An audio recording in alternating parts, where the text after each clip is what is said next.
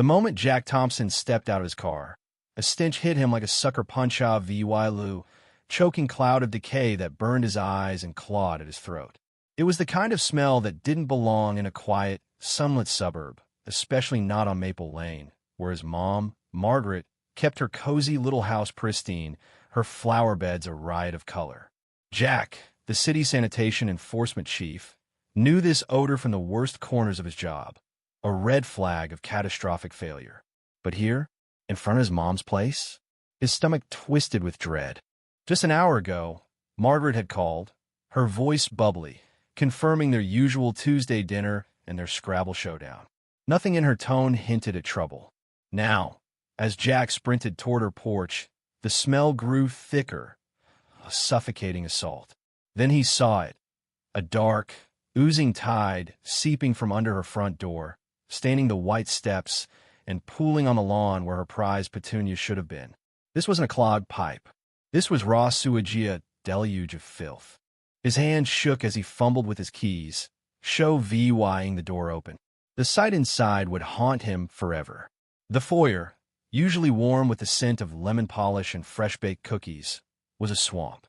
Foul, murky water, thick with waste, lapped at the floral wallpaper, VYing greasy stains. A cherished rug from his late dad was submerged, its patterns drowned in sludge. From the VYing room, Margaret's voice thin, broken, sobbing cut through him. "Oh, God, please, no. Make it stop." Jack waded through the cold, ankle-deep mess, gagging as he reached the staircase where Margaret huddled, trembling, her face pale with shock. Her slippers, glasses, and a single knitting needle lay scattered below, pitiful relics of normalcy. "Mom, what happened?" he choked out, his voice tight with fear and fury. She stared at him, eyes vacant. "Jack." It came so fast. From the bathroom, the sink, everywhere. "I thought the world was ending." He pulled her into a hug, shielding her from the nightmare. Jack's mind, trained to solve crises, reeled. This wasn't an accident. The sheer volume screamed, intent something sinister. As he guided Margaret to his car, his instincts flared. Could it be Linda Carver, the HOA president? Her name surfaced like debris in the toxic flood. Margaret had lived in her charming house for decades, raising Jack with love and laughter. After his dad passed, she'd stayed fiercely independent, her garden a VY Brant rebellion against the sterile mansions sprouting in Willow Grove. But Linda Carver, who lived in a cold, modern fortress 3 doors down, had made Margaret's life hell since becoming HOA president. With her sharp tongue and obsession with standards, Linda targeted Margaret's outdated home, criticizing her colorful mailbox, her wind chimes, even her beloved rose bush gift from her own mother. It started small, snide notes about Margaret's chaotic garden, complaints about noise pollution. But Linda escalated, demanding the rose bush's removal, citing dubious bylaws. Jack fought back, leveraging his city connections to stall her, but Linda's harassment grew relentless. Petty fines, rumors of Margaret's senility, even blocking a furnace repair during a freezing winter. Leah VYing Margaret shivering for days. Jack had installed a security camera by the sewer line, suspecting Linda's odd loitering, but he never imagined this. Now, with Margaret wrapped in a blanket in his car, Jack's shock hardened into rage. He called his sanitation crew's emergency line, requesting a biohazard team and a forensic investigation. He also alerted the police, reporting suspected sabotage. Then, heart-pounding, he checked the camera footage. At 3:17 a.m., there she was, Linda Carver, in dark clothes, a pipe wrench in hand, tampering with the sewer line and a nearby junction box.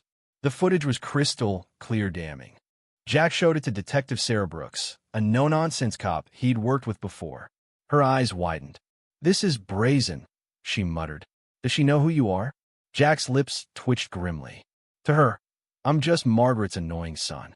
She's in for a shock." They confronted Linda at her stark, glass-walled house. She answered in a silk robe, her face a mask of fake surprise that soured when she saw Jack. "Detectives, Mr. Thompson," she purred. "Has poor Margaret had another mishap?" Brooks cut her off. We're here about a sewage flood at her house. We believe it was deliberate." Linda scoffed. Her ancient pipes gave out.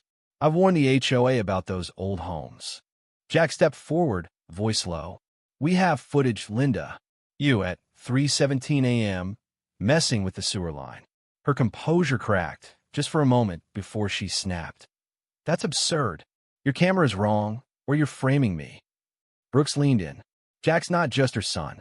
He's the city's sanitation enforcement chief. He knows exactly how you pulled this off. Linda's face drained of color. The title hit her like a freight train.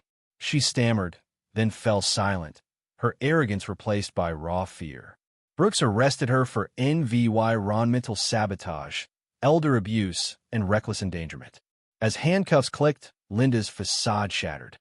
She shrieked, accusing Jack of a conspiracy, lunging for her house before being restrained. Jack watched, stone-faced, as she was led to a patrol car, her screams echoing. The next day, Willow Grove buzzed with shock. The HOA ousted Linda, condemning her actions. Neighbors, once silenced by her bullying, shared stories of her tyranny, painting her as a narcissistic tyrant. Cleanup at Margaret's house was grueling. Hazmat teams cleared sludge, but priceless keepsake photos, quilts, her husband's armchair were lost. Margaret, staying with Jack, was a ghost of herself, haunted by a phantom stench. Jack threw himself into the case, documenting Linda's sabotage, a bypass valve and plug that funneled sewage into Margaret's home. His EVY Denke was airtight. Linda's high-powered lawyer tried to smear Jack, claiming he abused his power, but Jack's expertise crushed their defense. He presented diagrams and calculations, pro-VYing Linda's guilt beyond doubt. The community rallied around Margaret. Neighbors raised funds, and a local contractor rebuilt her home at cost. At an HOA meeting, an elderly member revealed Linda's past. A flood up north had ruined her life, fueling her obsession with control. It didn't excuse her, but it explained her darkness. Months later, Linda took a plea deal, admitting to felony charges. The judge, appalled by her cruelty, sentenced her to 5 years in prison and massive restitution, bankrupting her. Her house was auctioned off, her name a local curse. Margaret's home was restored, but she hesitated to return, haunted by memories. Jack stayed with her, coaxing her back with patience. Neighbors brought flowers and warmth, and slowly, Margaret replanted her garden, her wind chimes singing defiance. One sunny afternoon, Jack found her on her porch swing, smiling as kids played nearby. "It's good to hear laughter again," she said softly. "I thought the joy was gone forever." Jack took her hand. "Some things are too strong to be washed away, Mom." Linda's reign was over, and Willow Grove emerged kinder, stronger. Jack's resolve in his job deepened, knowing the stakes of his unseen work. Margaret's roses bloomed again, a testament to resilience. But the scars remained, a reminder of the EVYL that can lurk in quiet suburbs and the light of decency that triumphs. What do you think? Was Linda's punishment fair? Or should she have faced more? Could Margaret have fought back sooner? And how far would you go to protect your family from someone like Linda? Drop your thoughts below, hit that like button, and subscribe for more wild stories.